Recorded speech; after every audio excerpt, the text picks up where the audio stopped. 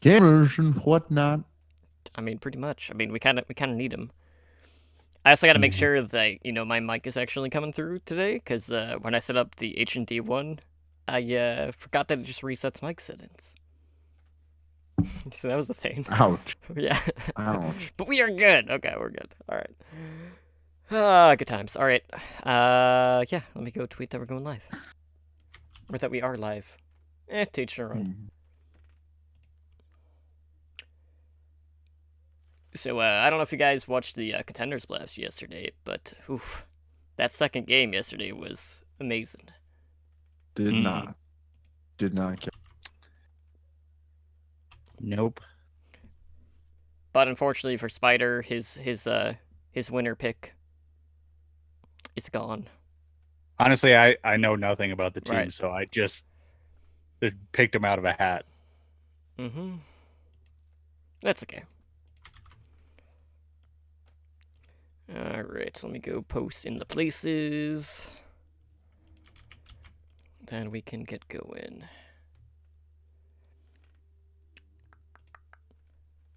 I don't like that my other monitor's like a different resolution.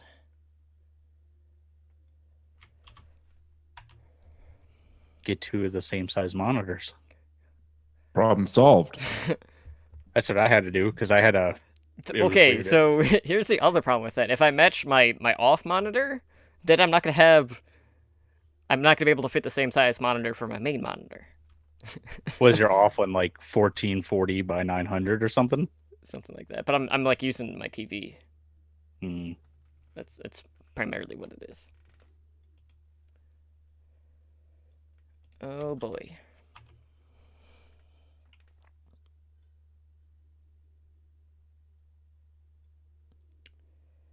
Yeah, no, I was too busy watching the Scrub Cup yesterday. Yeah, how'd The that go? highest level of gameplay. I, you know, I it's interesting to watch. I have Mm-hmm. a friend in it, so I have a Okay. little bit of investment in it. And watching him play has been pretty fun. But they got screwed out of a match. Like they called for a pause at the end of a King of the Hill map, and it never came. So like they didn't walk onto the point until there was like 70% already taken because they were still waiting for the pause. And Mm-hmm. they said no, that shouldn't happen. So they have to replay around. And if they win, they win. And if they lose, they lose. Oh boy. So Alright, I am good to go. Got all that crap. Alright. Let's do a show, guys.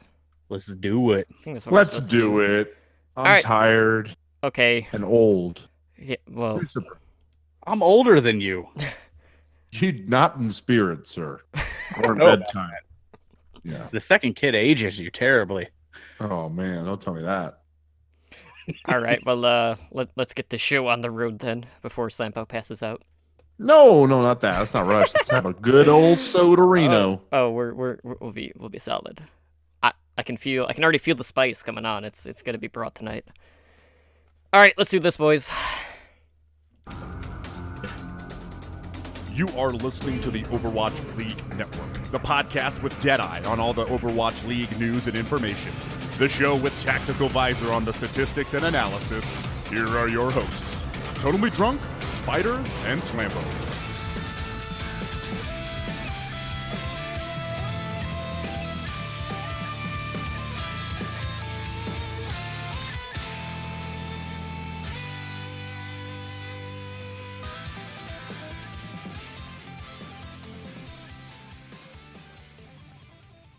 What is up, guys, and welcome back to Overwatch League Network, the podcast with Deadeye on all the latest Overwatch League news, information, and esports analysis. I am your host, Totally Drunk, and tonight is episode 29. We're going to go around the league discussing the latest Overwatch League news.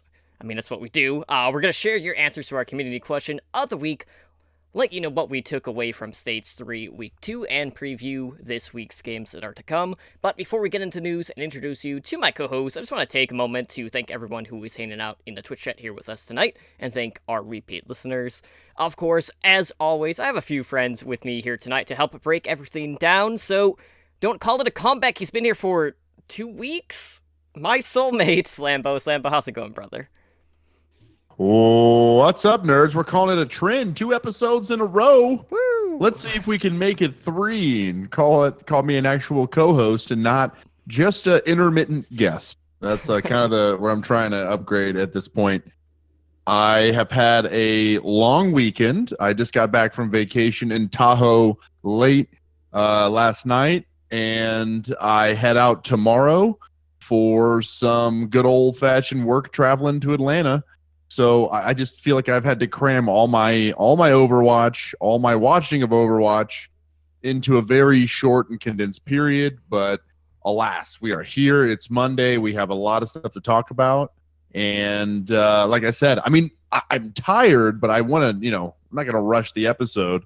I want to make sure we crank out all the deets we can and all this juicy stuff going on.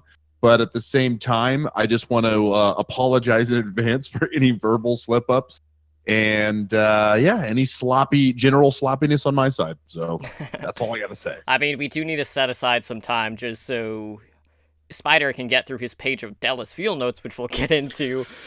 Oh, man. But, guys, joining us yet again is a man teaching simple geometry every 8 seconds now due to kind of self-buff for Hanzo, and that is Spider. Spider, it's been one of those weeks, and I know you're kind of antsy to get into a particular topic here tonight. It was a pretty quiet week. Last couple days have been pretty quiet.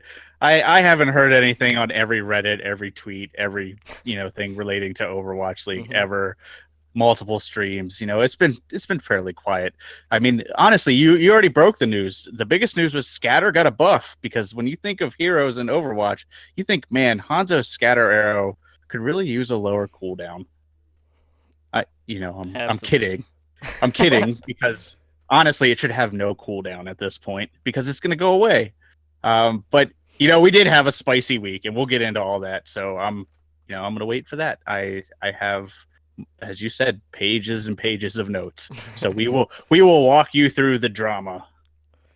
And a drama week it was. At least, well, it wasn't. I wouldn't say a drama-filled week. It was more a drama-filled day, really, essentially. But we'll get into that a little bit later. So first, before we get to that, we got to go around the league discussing, the latest Overwatch League news. So, we are kind of past the point of that sign-in window closing, but, there were some announcements for some deals that did go through before the deadline. But, some teams like to, delay the actual announcement, and one of them was coming from the Boston Uprising, who have picked up a player out of Contenders Korea.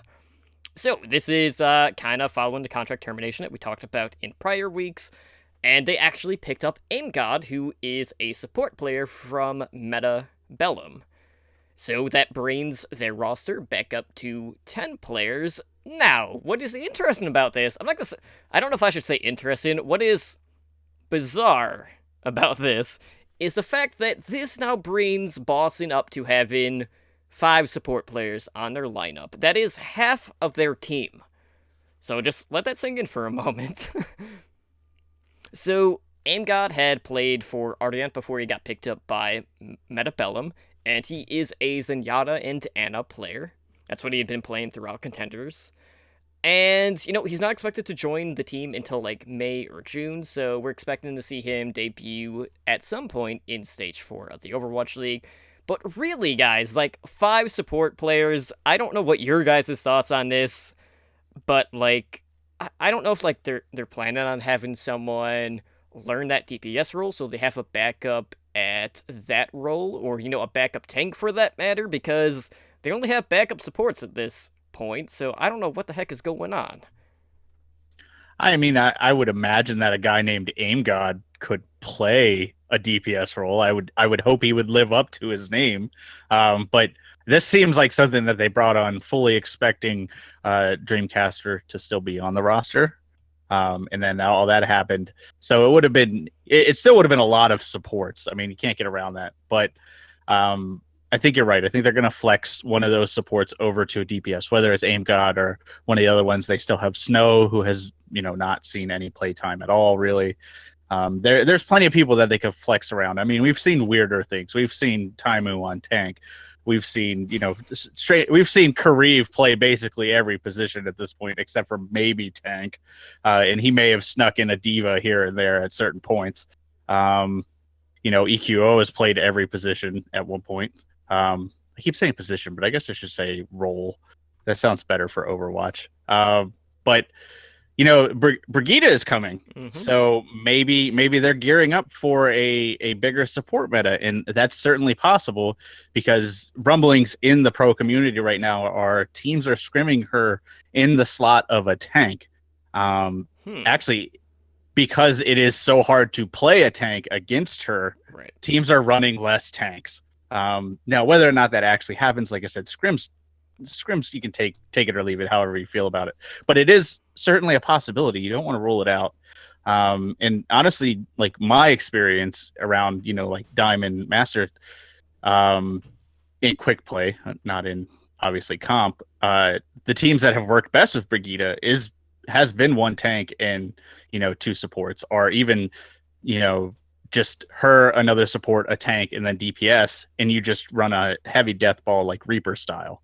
Now, that translates nothing to pro play, but it's interesting to think that we could see a 3 support meta, and maybe Boston thinks that's for real, or maybe they just don't want anybody else to have any supports.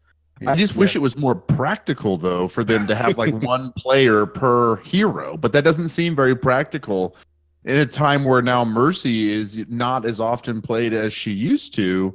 So if you have that one support player who's like hardcore dedicated to that role of that one character, I don't know, it just seems wasteful almost. And I agree. The plan has to be some kind of plan. There has to be something in place that says this guy or these set of players, maybe it's more than one of the support players on the roster, is now going to flex over into a different type of tank, off tank, DPS type of role.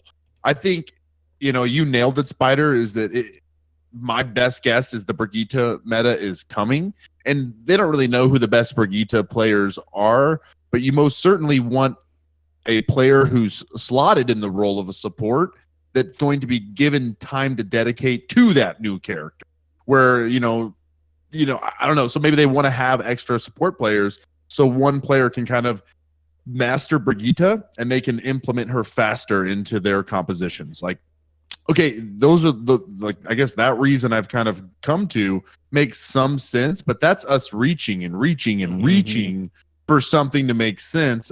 Other than Totem, to go back to your question, no, it doesn't make much sense at all to have this many supports. But if they were doing it for a purpose, that's my best guess. Yeah, I mean, like, when we kind of look at, like, the, role transitions when it comes to supports playing a DPS, it's normally, like, well, going back a ways, on the old iteration of Sombra, it would be Sombra, but mostly we're seeing, like, a Soldier 76. I mean, we see it from Harry Hook, we've seen it from Kareev, and, occasionally we might see a support player flex into a Widow, like on Junkertown or something like that, but, like, we haven't really seen the support players really flex into DPS prior, so who knows, maybe it's just something they're working on kind of behind the scenes, but I would assume just based off of this that they are preparing for that 3 support meta. Now, whether or not Boston is going to transition well to that, we don't know. Obviously, Stage 4 is quite a bit ways off still, but it is interesting that half of their team at this point is support players, so I don't know where they're going to go from here, but the community has doubted Boston in the past, and I can't wait to go into our rankings later, because there was a little bit of a shift for Boston. Probably one of the highest jumps that we've had since we started rankings. Maybe the second highest. It's up there. You guys will see where we're coming from when we get there. But they were not the only team that made a move, and the LA Valiant picked up a 12th player to their roster, and again, this is coming from Contenders Korea, and they signed a flex support, Need, who was playing for Foxes, or formerly NC Foxes, depending on when you last saw them play, and he's going to be undergoing an ID change and will be known as Izayaki. So, what do you need to know about this guy? He is a Fragger Zenyatta player. He's also a Zenyatta Ana, like, flex support, and, kind of, like, since I've been watching a lot of contenders, if I were to rank him, like, across regions, I'd say he's probably top 3 competing at that level. So, with his addition to this Valiant lineup, that now gives them, 4 support players. They have 4 DPS players. They have their 2 main tanks. And they have their 2 flex players. So, could we see the return of that sister team? Because, based on that Inside Valiant stuff, they were kind of like, oh, we're just going to try to work as a team rather than, okay, we're going to play this person over the other people just because they are better and whatnot. I don't know, but, I am glad to see them getting back to that 12th man roster just because they can run internal scrims. And, we've seen how impactful Zenyatta players have been in the Overwatch League, so adding a bit more depth to that role is definitely a plus. I mean, they're definitely sticking to the internal scrims. That has to be why they picked up a 12th member. Along with, I'm sure everybody in the league at this point has seen what an aggressive Zenyatta can do. I mean, when you look at NYXL and you see that they've only lost a few games, 3 now, and you see that, the person on their team leading in damage, leading in frags is Jonak, your Zenyatta player. That kind of speaks to the league as a whole. Like, sure, a lot of focus has been put on Tracer, especially for certain teams that we will leave unnamed at this current moment that we will talk about next. But Zenyatta is very important to the team, and actually Custa talked about it when he was on Dallas. He said, when I was playing on Dallas, we needed a Zenyatta player. Like, that was our problem. Well, that was one of our problems, I think is what he said. And that's why they transitioned him, all over the places. They were looking for a Zenyatta player, and they kept shuffling it around. And we see how important that is. So the fact that now the Valiant have this aggressive Zenyatta, they also have Custa, who they have kind of groomed as the other support player while still retaining a Zenyatta player, I think is going to set them up to be a very dynamic team. So if you need an aggressive play style, they can run one type of comp. If they need, a more passive style based on meta, they are also set up for that. So I think this is a good move overall for the Valiant. I don't really have a ton to add to this other than you kind of hyped me up a little more, Totem, when you were saying that he's kind of top 3 in his current region, because just from a very selfish spectator kind of perspective, wow, that sounds very redundant, but it is. I enjoy watching those fraggers and Yada plays. I enjoy watching the momentum of a fight change just from those right clicks. From a support, I love that concept, and I think that for other people who probably enjoy watching this, we want to see the viewership grow and grow. That we need more of that. Those are like home runs in baseball. They make it a lot more exciting. So if this guy has the potential to bring that to the roster, again, still a very talented team around him, so he might not get a ton of time to shine, but just the more the merrier. And I'm interested to see what he can bring to the table. But for right now, I just don't know how many reps he's going to get. Yeah, especially with how well their support line has been doing between Karif and Custa.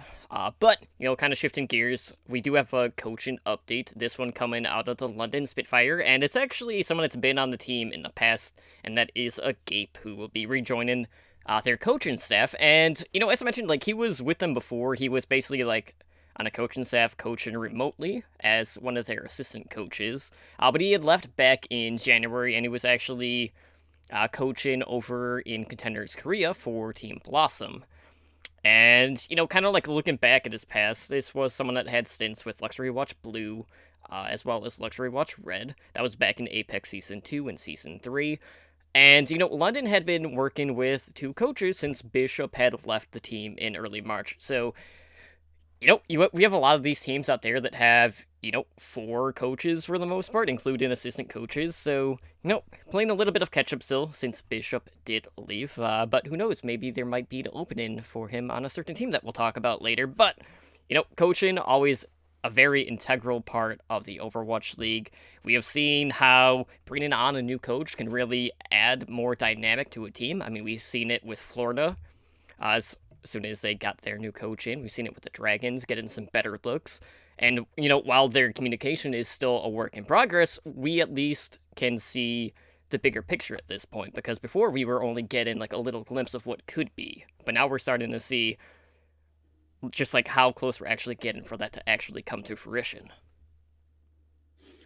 I mean, we kind of see what happens to teams when they're understaffed in the coaching department. There have been multiple examples throughout the first season, and London actually could be an example right now. I mean, they are off to their worst start in a stage yet. I mean, they're not even in the top 6 right now. Now, do I think that's where they'll finish? No, they'll finish in the top 6 for sure. Probably even top 4, I would imagine. But shoring up your coaching is very important in the league right now. And the fact that they have already realized this and they said, hey, this guy worked with us in the past, we're going to bring him back. I think speaks to London as a team that they're willing to either admit their mistakes and fix them, or they're at least willing to grow and say we need to change something because right now we're 1-3. So either way, it's a good look for the organization, and I'm a big proponent of the more coaches the better. I mean, when you look at like an NFL team, they have like coaches for everything down to like ball handling almost. So which is actually Jonak for the NYXL. Nobody gets that. No, it was good. It was good. I appreciate it. Okay. The good Zenyatta joke, right after I said I enjoy watching Zenyatta. So no, it was well done. I think yeah, that's totem style. So, like you said, the more the merrier. If these teams are adding more coaches to their rosters, if there's movement of coaches, whether it be that means that there's a lot of importance around that role. And they're seeing those benefits, or they're jealous of seeing the benefits of other teams coaching. So they're trying to find that right fit. But it's such a quiet position right now. I wish we got to see more of the dugouts, more of those conversations between all the teams, or get to hear from the coaches more. I wish I know this is a whole nother topic, but I just wish the press conferences were, viewable every day, like just live streams of the press conferences as well, just to kind of hear the mindset of the players right after they get off stage or right before they go up, possibly, however they structure that. So either way, sorry, getting off tangent there, but the more the merrier with the coaching staff. I think that more players need to get involved with that coaching role. And if there's a healthy community where they say, hey, we need 3 or 4, 5 or 6 coaches, whatever that number is, analysts on this staff, that's just more people getting brought into the Overwatch League. And I wonder, if we should do like a rundown of all the teams and how many coaches they are, and then what their success rate is. And if we see a direct correlation between how many coaches and win rate, again, something we should probably look at. But that's a thought that just came to my head that would be interesting to see. And I wouldn't be surprised if, in general, the better the support staff, the higher the potential win rate. But I guess we'll see. Yeah, that's definitely something we can look into, because you don't want to be in a position where, you're working with a staff that doesn't have the people to really, have that sort of attention to detail, because they basically be spreading themselves too thin. So having any extra support is always good. And, speaking of support, guys, we talked about the All Access Pass, another way to support the league and, rock some new skins. Well, I got good news for you guys. We are getting even more free stuff. If you are someone that has purchased the All Access Pass, again, that was $19.99 for the Twitch Prime users and like $29.99 otherwise. But we'll be getting 12 free Overwatch skins in May. So, basically what these are like away skins for the game. You're going to get one for each Overwatch League team. So you'll get a Boston Uprising Diva, a Seoul Dynasty Anna. We got Shanghai Dragons Zarya, London Spitfire Genji, Dallas Fuel Sombra, San Francisco Shock Lucio, Florida Mayhem Widowmaker, LA Valiant Orisa, LA Gladiators Winston, Philadelphia Fusion Reinhardt, New York Excelsior Zenyatta. I mean, no surprise there. And Houston Outlaws, Junkrat. So, 12 skins in all, we got a different look. And, it's only a matter of time before, those other away skins are going to be coming to be able to be purchased with the tokens. I mean, they have to be around the corner at some point, right? Definitely. I mean, I do like that they kind of picked the signature hero for most of these teams, you could kind of say, with the exception of the fuel. Yeah, that one made no sense.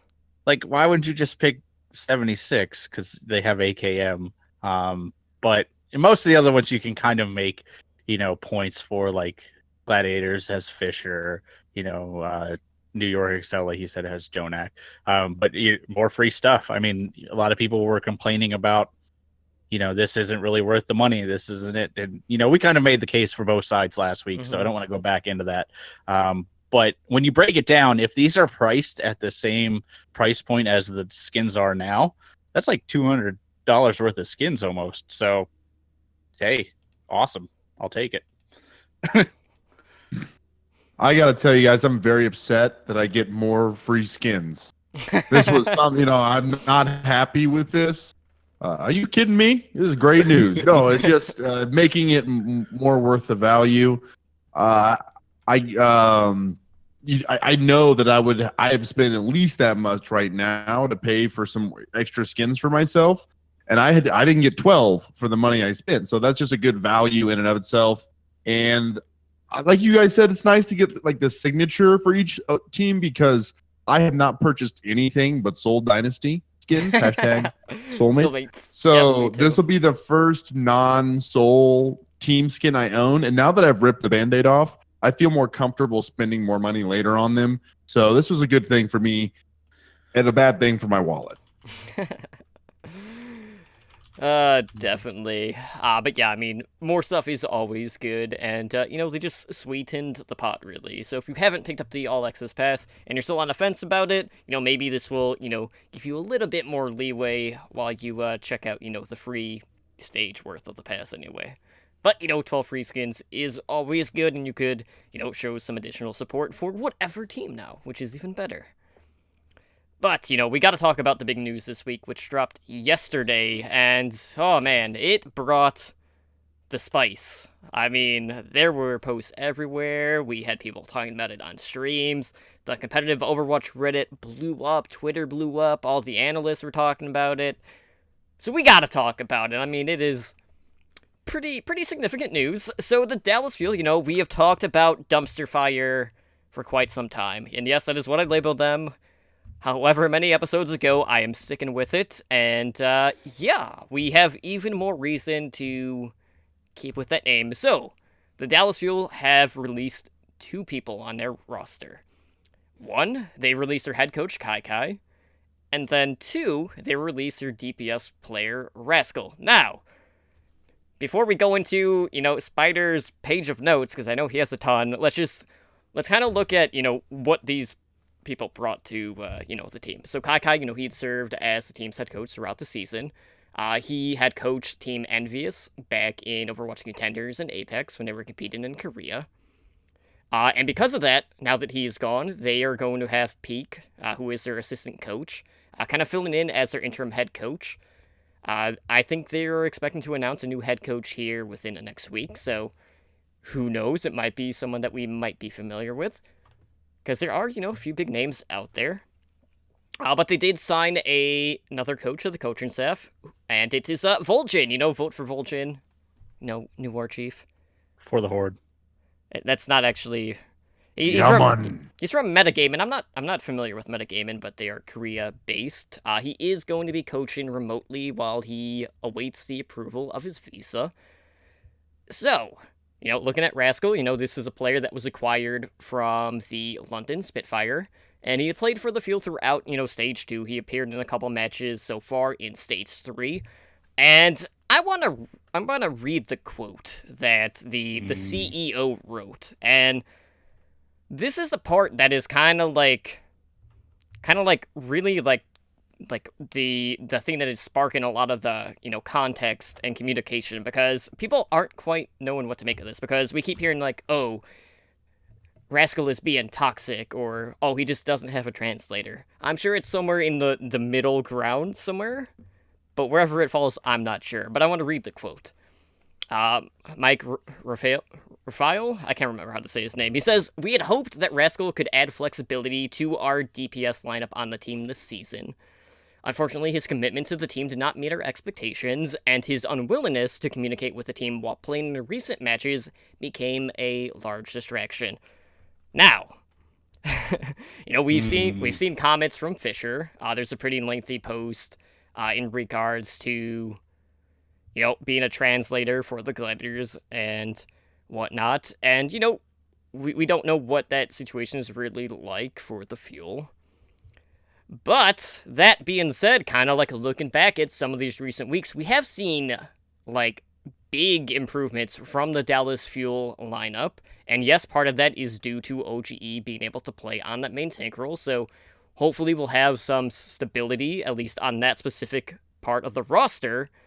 But we got to see a dive composition from the Dallas Fuel that looked very promising. And a key component of that was Rascal on the Genji, and now he's not there. Now, whether he was being toxic or he wasn't listening, because apparently, based on what people have been saying, he was communicating, but, this just felt like a punch to the gut, really, because Rascal was one of my favorite players on the Fuel. Now, granted, we've seen a number of, shifts in that roster, whether it was people switching roles, trying out new roles, getting suspended and terminated, things of that nature. I mean, it's been kind of a revolving door around the Dallas Fuel, and I know a lot of the blame was getting put on Kai, and, there's a lot of talk about, maybe it was, a little bit higher up. Not so much on Kai, but Spider, I know you have a lot of thoughts on this, so... That is the perfect segue, and you didn't even plan it that way. So, to talk about the Dallas Fuel, you have to kind of go back. You can go back to the beginning, but we'll save you that. You can go back to basically a little over a month ago. It was tweeted out that Kai was giving full control of the team at that point. So that upper management had some control over it at that point. And that was further confirmed by the new leak boy, XQC, on his stream, where he basically said that OGE and Rascal were brought on to the team with no say of the players, no tryouts. They were just basically bought and said they're on the team now, which is ridiculously crazy to me as an outsider, but as a player, that has to piss you off. I mean, especially somebody like AKM who tried so hard to get into the league and then had to fight and claw and then eventually got a contract.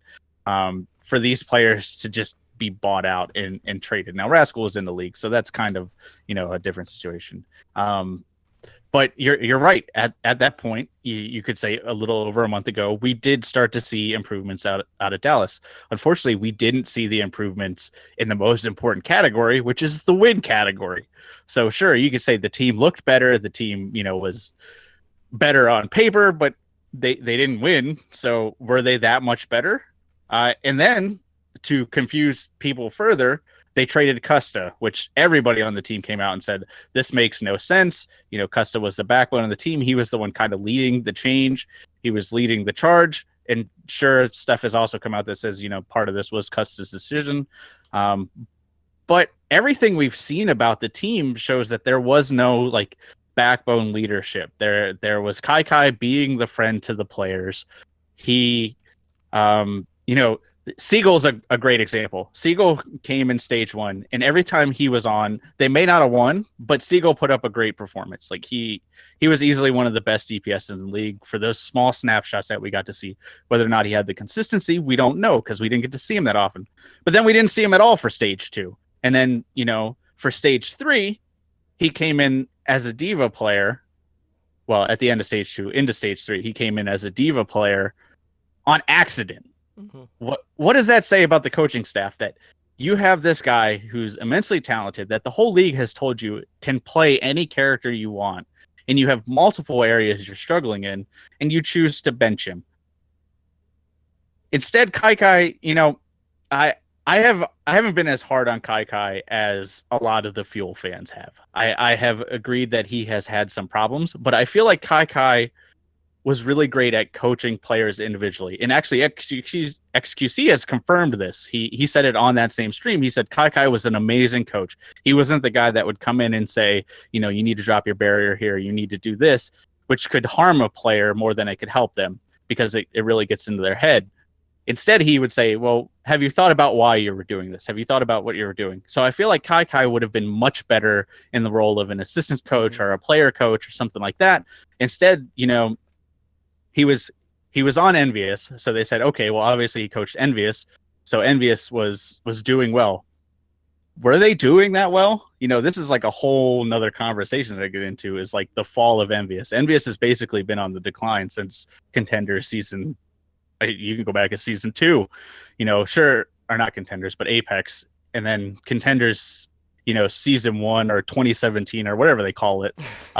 They won, but there was like no competition for them. It was like tier 2 competition. It would basically be like sticking like the Gladiators into Contenders right now. They'd probably walk over most of the teams. And that's I feel like Kai got the raw deal with that. He had an established team with a bunch of egos, and he wasn't prepared for it, and the management basically went over his head. So I feel like he kind of got the raw deal of it. Should he have been fired? You know, I guess they think so. So I'm not going to say, you know, one way or another on it.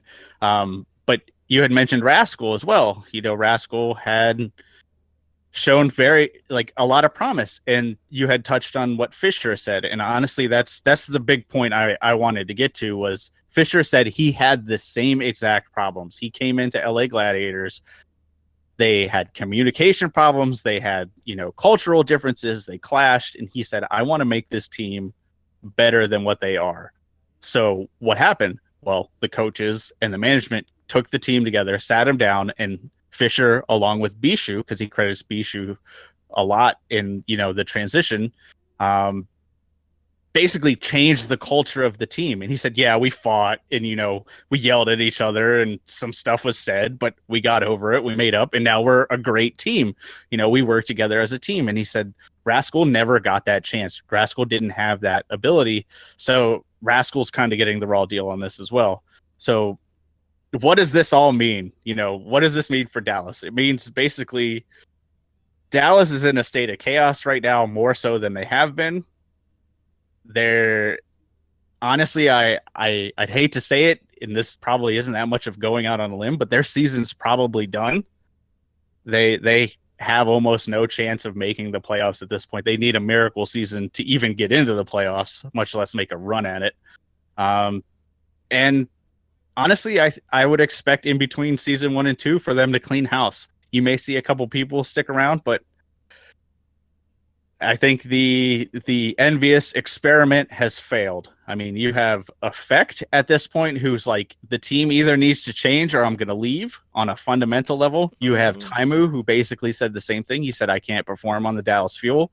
You know, so what does that really leave? It leaves OGE and like Harry Hook as like the core, and you know, you can't build a team. So honestly, I would expect Dallas to, you know, completely rebuild. And poor Coco, man, like the stuff that was said about Coco, I'm not going to go into that because that's like a whole nother side story, but I just feel bad for him because it feels like he got like the rawest deal of all. Like he made like one bad like mistake and he was punished indefinitely for it. So it's, as a Fuel fan, it's tough to root for them knowing that this amount of like turmoil is going on from a management level. Like, you know, it's one thing if you're watching Florida play and Florida's not performing, or if you're watching Shanghai play before we knew all the drama and Shanghai's not performing.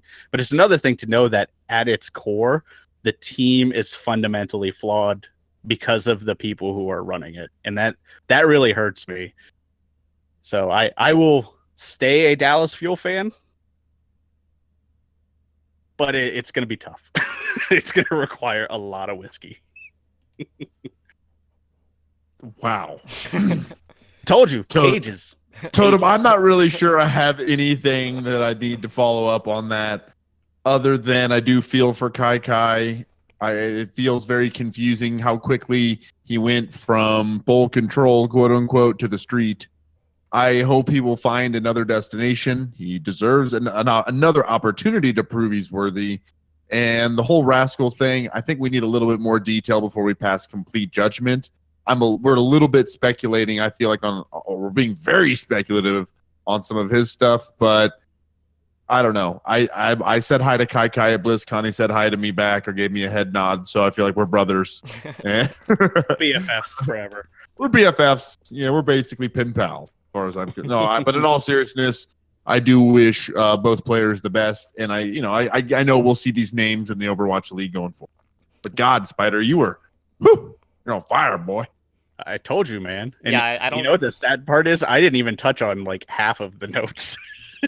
I don't even need to say anything else. Spider pretty much said what I would have said anyway. But like, basically, like we're at the point where the rosters are locked for the rest of the season, so you're not going to be seeing Rascal compete in the Overwatch League until Season 2. Now, that being said, there is always a chance that we could see him compete in Contenders. Basically, the way the roster locks work in Contenders is the rosters are locked going into the playoffs. Now, the NA and EU playoffs are already underway.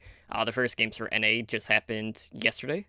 And EU is coming up the week after, but who knows? Maybe he could play on a Contenders Korea team, or maybe in the next season of Contenders, basically anywhere, because we are getting 3 seasons a year. So there's still a chance that we will see Rascal here, just not at the Overwatch League level, at least for now. But there's no doubt in my mind that Rascal, regardless of how he is as a teammate, I know he's gonna find a team.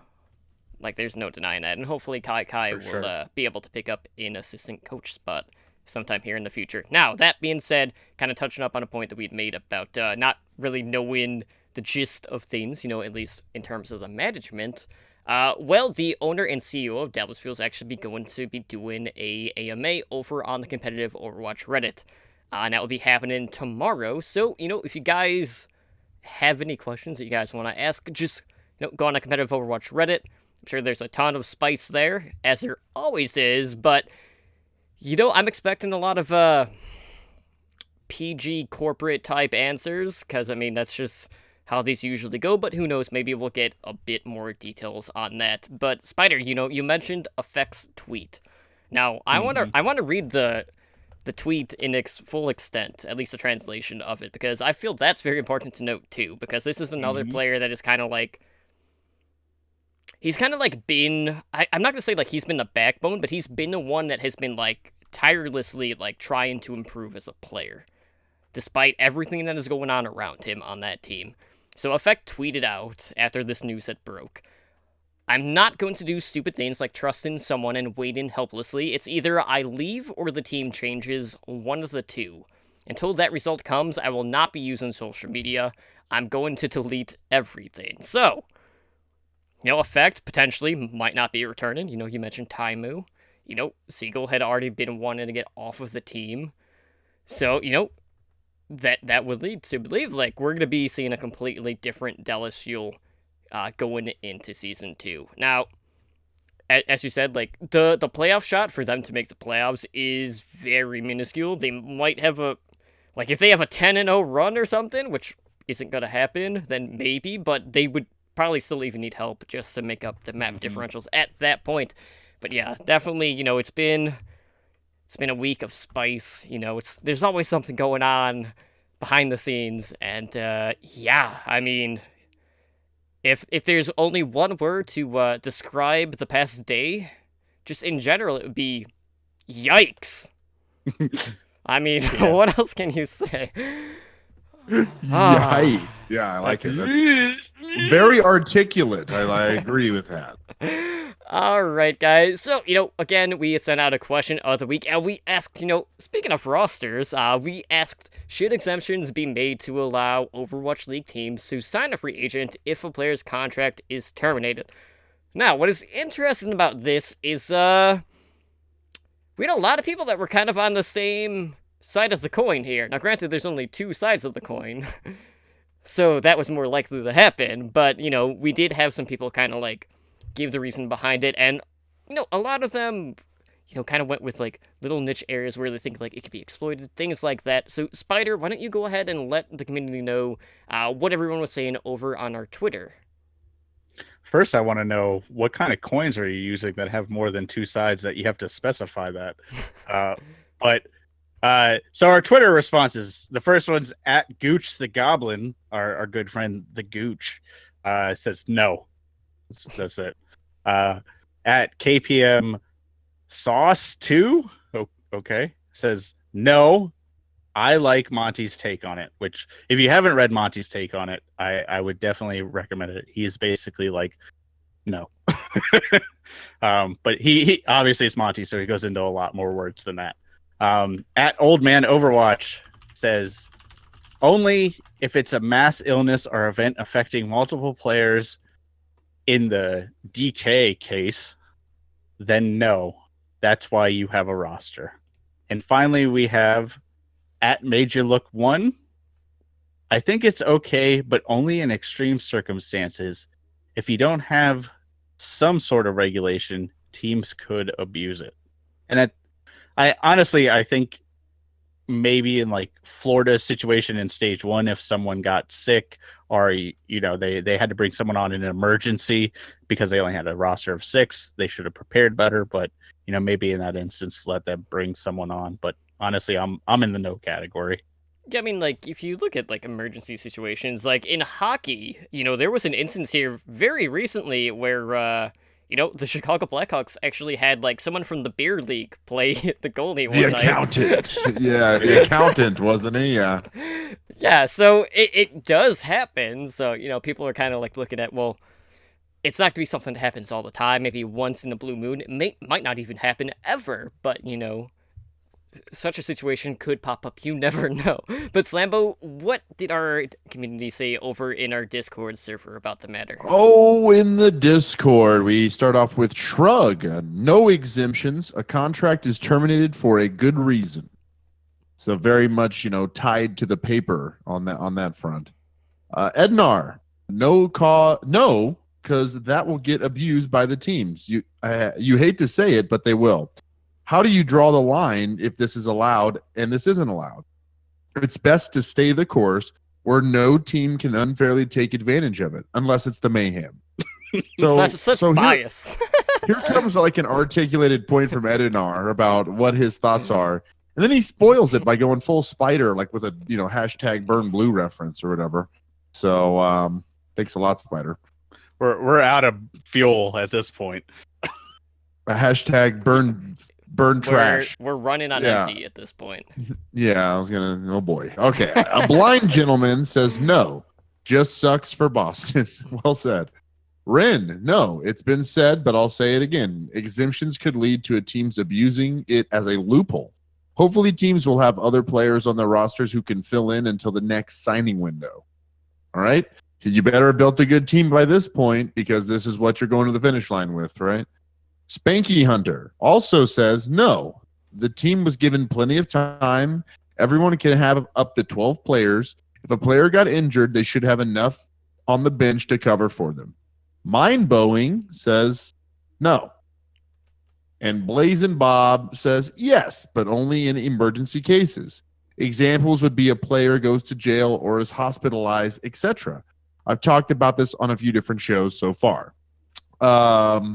Real quick, I guess for me, what I'd like to weigh in with is I feel like if Dream Casper would have died in a different universe, and not that he was a complete waste of human skin, but if he would have, I'm sorry, I apologize. That was a good Tell us how you really feel, Slam.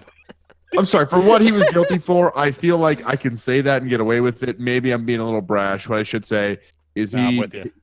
He currently is. I hope he recovers. I hope he fixes his path.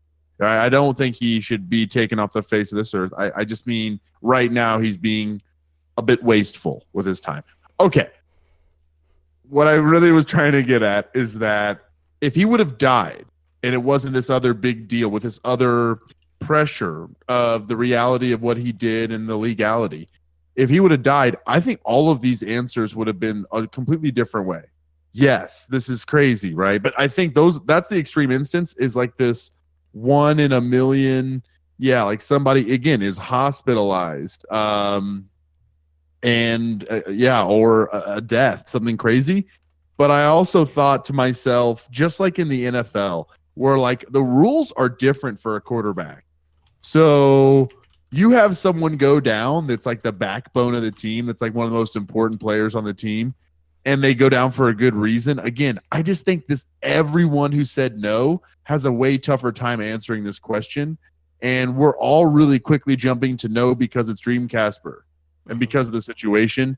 And I think I just want to keep that in mind and frame that for myself, because my answer too is no. But at the same time, I think there will be a moment where we're going to need an exemption. And when it comes, we'll address it. But right now, in this instance, hell no. Keep it going, Boston. All right, well, guys, I kind of teased, some pretty big shifts over in our power rankings, and oh boy, there were like, the top two stayed the same, right? The bottom two stayed the same, and then everyone else in the middle, up or down. So, we mentioned Boston, I'll get to them in a sec, but, in our top spot, we had the New York Excelsior. Really should not surprise anyone. I mean, they have been pretty much top 1, top 2 all season on our rankings. Number 2, we have the London Spitfire. And 3, moving up 5 spots, we have the Boston Uprising. Woo! So, yeah, if you still think we are underestimating the Boston Uprising, please still address it to @SpiderGD. I apologized on Twitter. Like I already said that I was happy to be wrong. Right. I was rooting for Boston, but they didn't give me something to believe in, and they did. They finally showed up.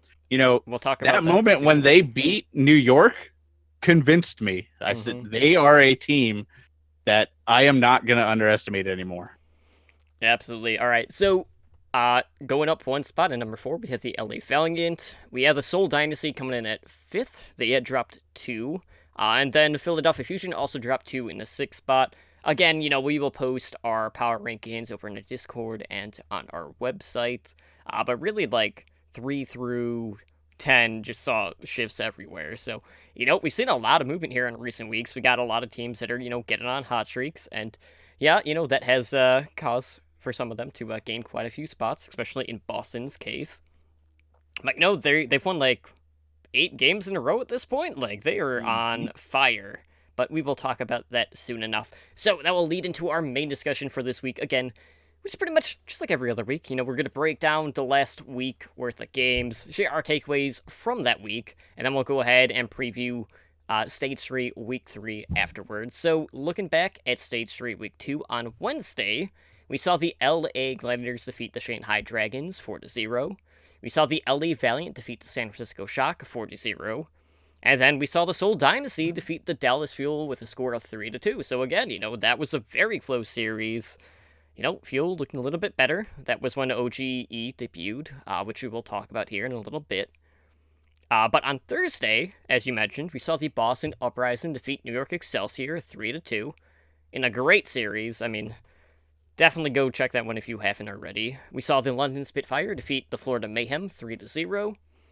And the Philadelphia Fusion defeated the Houston Outlaws 3-2. On Friday, we had the LA Valiant defeat the Dallas Fuel 2-1. The San Francisco Shock defeated the Shanghai Dragons 3-1. And the LA Gladiators defeated the Seoul Dynasty 3-2. And then to cap off the week, we had a day of Map 5s. We saw the Philadelphia Fusion defeat the London Spitfire 3-2.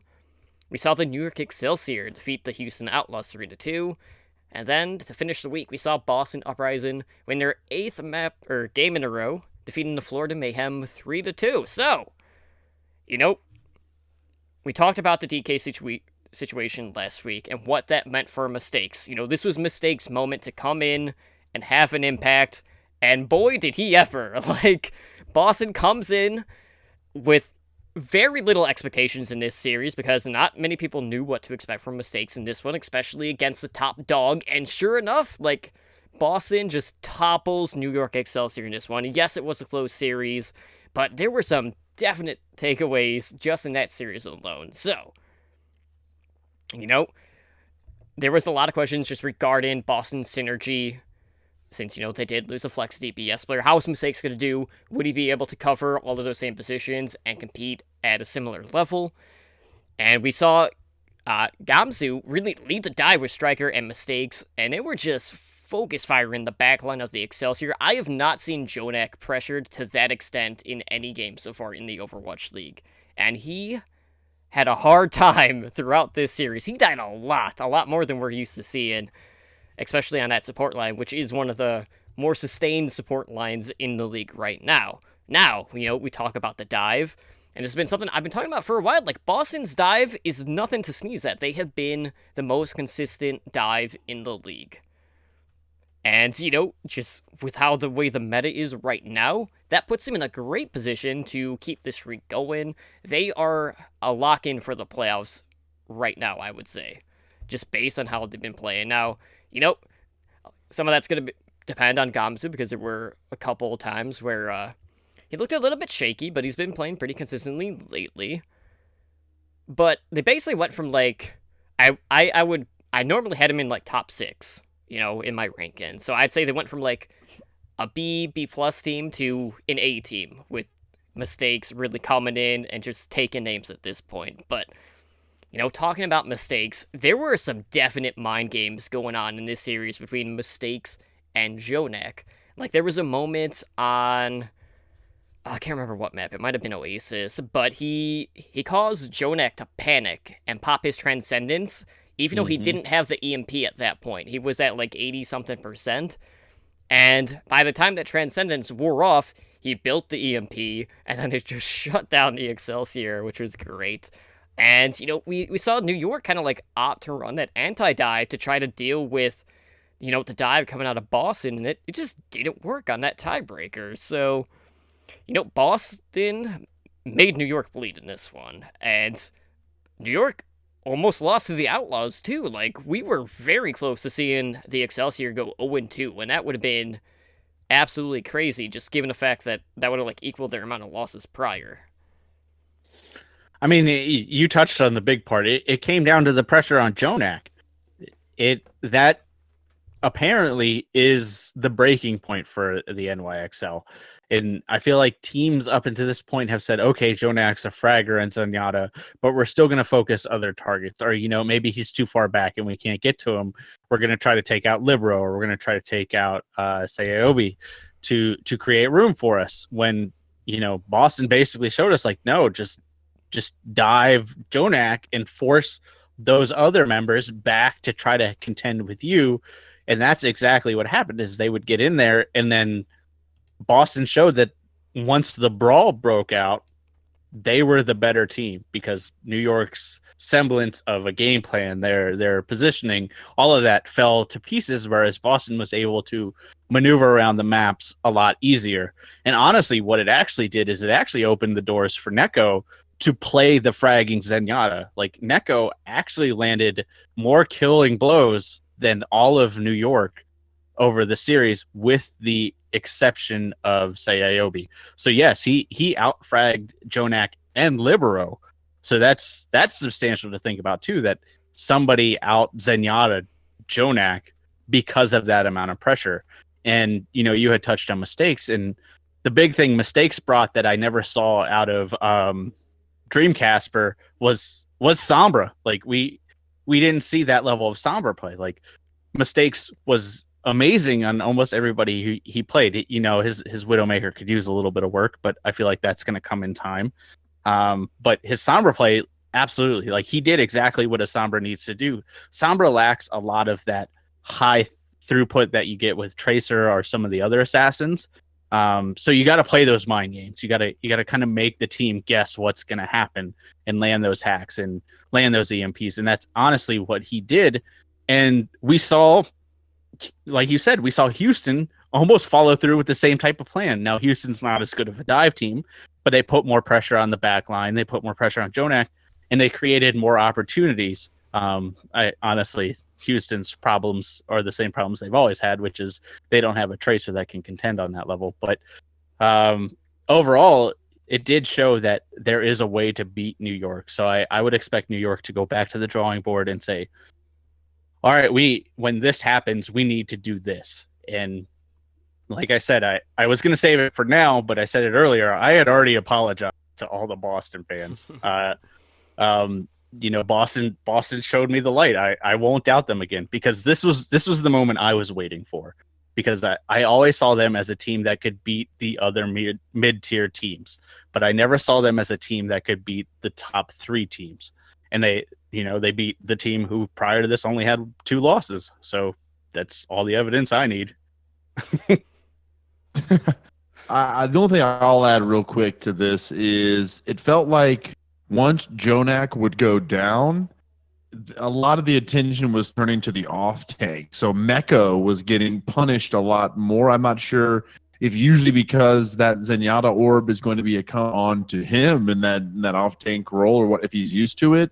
But it felt like as soon as Jonak went down, the dominoes would start to fall. And Mecca was someone that I saw kept getting kind of put into a compromising position later. So it was interesting, again, just to reiterate kind of the importance of Jonak in that lineup and on a character that usually doesn't have that much of a freaking impact, to be honest with you, that deeply. But either way, I just was blown away by this. I did not have my pick as this, did not see it this close. We wanted a Boston-New York rivalry. We had joked that there really wasn't one before this game, and we have cursed it. I mean, I just am flabbergasted by the turnaround here, by the results, and I am excited for this new opportunity for these two teams to really start clashing heads ahead in the future. So, yeah, there's gonna be one now. I mean, New York's gonna come out for blood the next time these two teams face off for sure. Well, as I had mentioned prior, kind of shifting back to the Dallas field, we did see the debut of OGE as, their main tank. And, they took Seoul Dynasty to a Map 5. And, it was a pretty close series overall. And, as we had mentioned prior, OGE was coming off of a suspension that was due to account boosting. And, we kind of got to see him on the Winston. We got to see him on the Reinhardt. And, his Reinhardt definitely needs some work. He was pretty much losing outright to Miro, who is not known for being a Reinhardt player at all.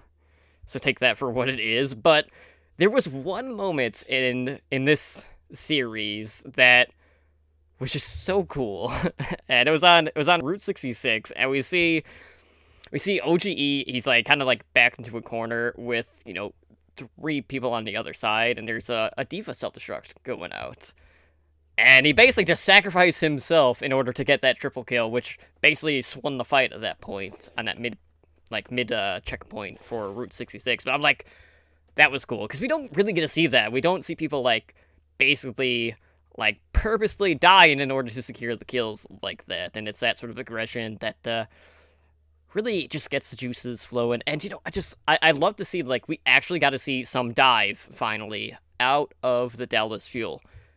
Now, just Rascal's no longer on the team. Is all of this going to be for naught? Effect seems to be on the outs. We don't quite know what to expect. But, based off of what we've seen from OG, I know it's only been, a week, but how do you think he did, performance-wise? Is he going to be a good fit for this Dallas Fuel lineup? If he stays around, because, it is Dallas and main tanks don't really seem to go very far. Well, it's a good thing that tanking's not going to be so important next stage with Brigitte coming out. Dallas might actually have a chance to win a few games. But I'm gonna go with he did very good on his first couple of games. I was pleasantly surprised. You touched on his big weakness, which was Reinhardt. I mean, every time he got a Reinhardt, Miro was basically dancing circles around him and earth shattering him from all directions and the top rope and anything you can imagine. It was hard to watch his Reinhardt, but his Winston play and his coordination with the dive definitely showed promise. I feel like, losing Rascal will hurt that. But if Seagull gets back in form on Genji, I don't think it'll be at that same level, but I think it could be at least serviceable, better than their dive has been in the past, which is not a high bar. Better than AKM on the Genji. Exactly. I mean, I feel like I might be better on AKM on Genji than AKM, but that's another topic. Honestly, I don't want to be too specific on this because it was only 1 week. Mm-hmm. Now, the fact that they were able to take Seoul to a game 5 was good. They struggled a little bit against the Valiant, but he did have moments there as well. I just hope that he sticks around. I mean, you touched on that point already. I think they need a core to build around for the rest of the season to at least give them a possibility. Whatever's going on with Effect, I'm not even going to entertain right now just because, it's all conjecture at this point. So as long as they have something to build around, I think they could win a few more matches and I'll talk about one of those shortly. Maybe, but it's definitely going to be, it takes time to really work out those kinks. I mean, I want to cite Fisher here, where it took Fisher, I think it was 2 or 3 weeks before we really saw the benefits of that trade for what they really were. Yeah, there were moments where Fisher was Fisher, and every moment he was out there, and there was like those glimmers of hope, and okay, so he can still do it. But now we're seeing that synergy with the Gladiators, and they're bringing a lot more competition to other teams just because of that tank play. And so Dallas has that opportunity, and OGE's got the potential.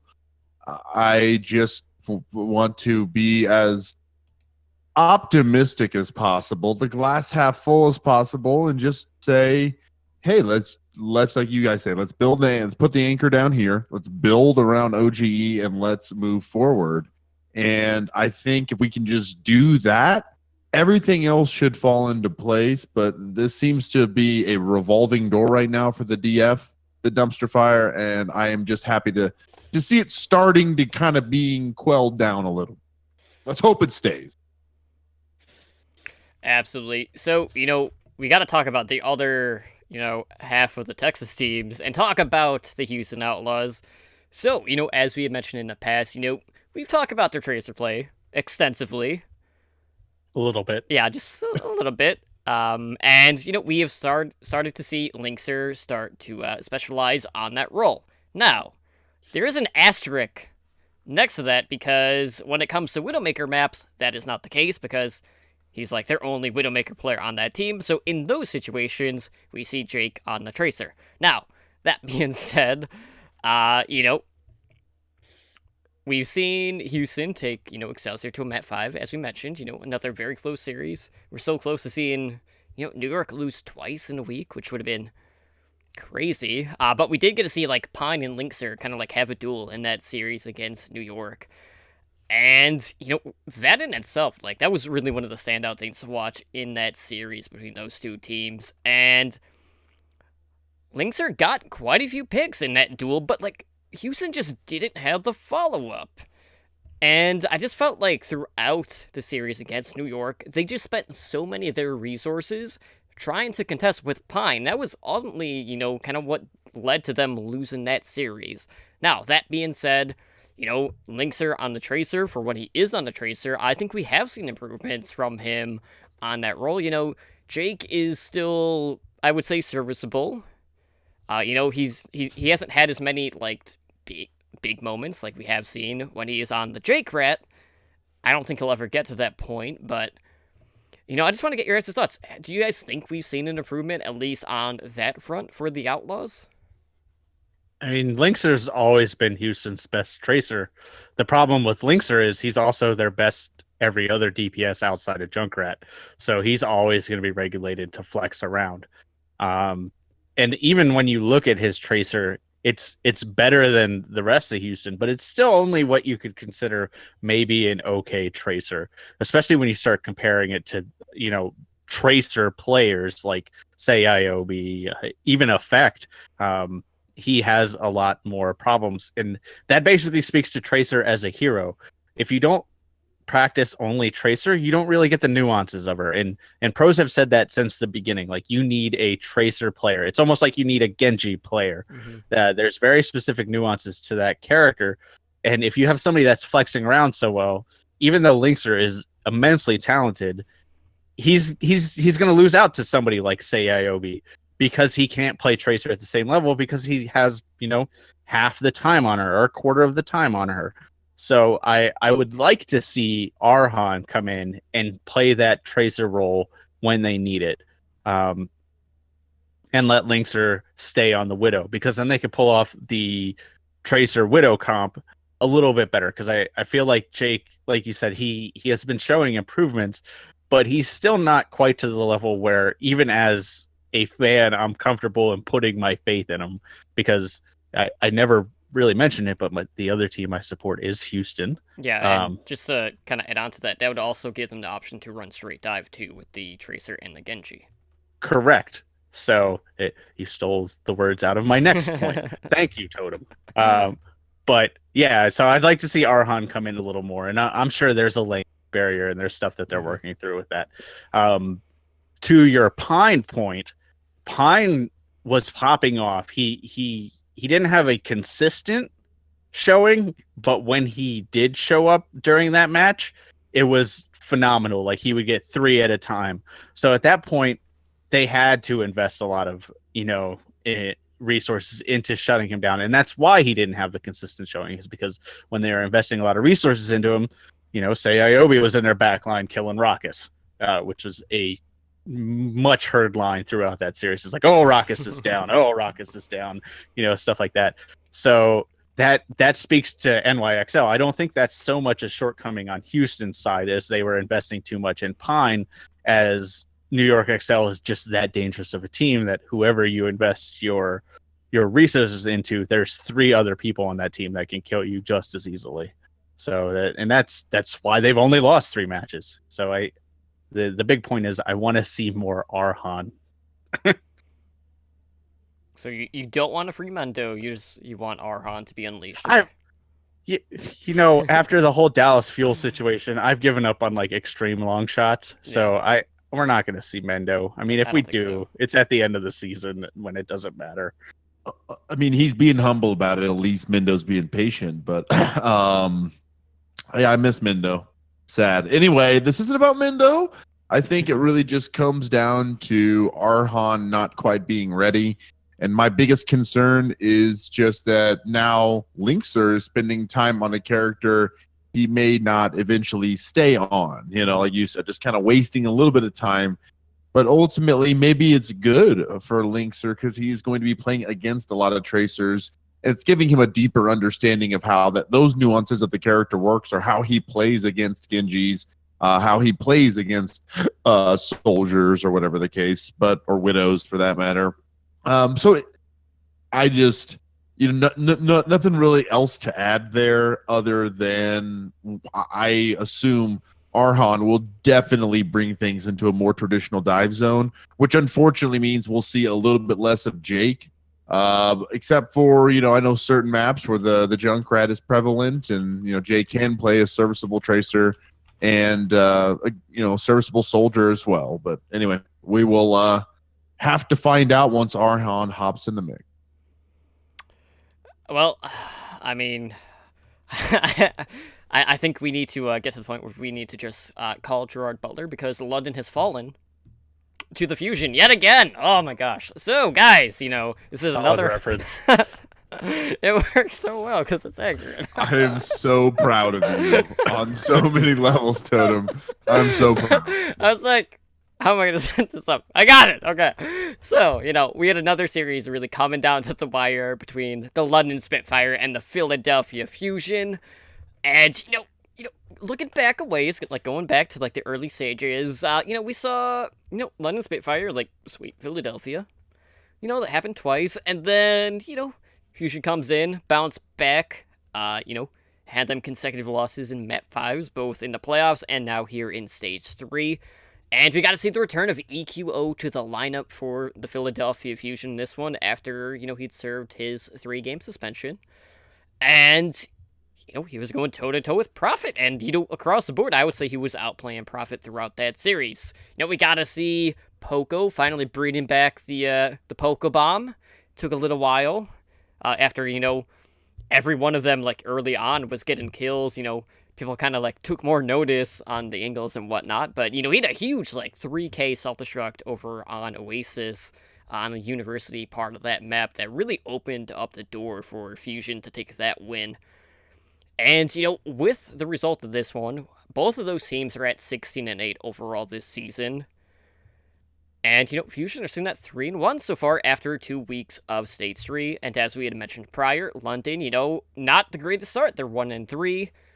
Who knows, maybe we'll see an improvement here with the additional coach and staff. But the curious case about the Fusion is, looking at their wins, 10 of their 16 wins this season have come in the map 5. So this is a team that is really, like, fighting through the thick of the mud. I don't know how else to say it. Like, They're very scrappy.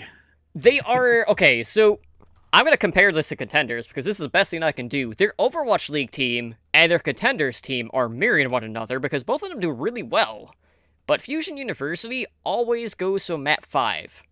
Mm-hmm. And the only time it didn't happen was against a team that had not taken a single map.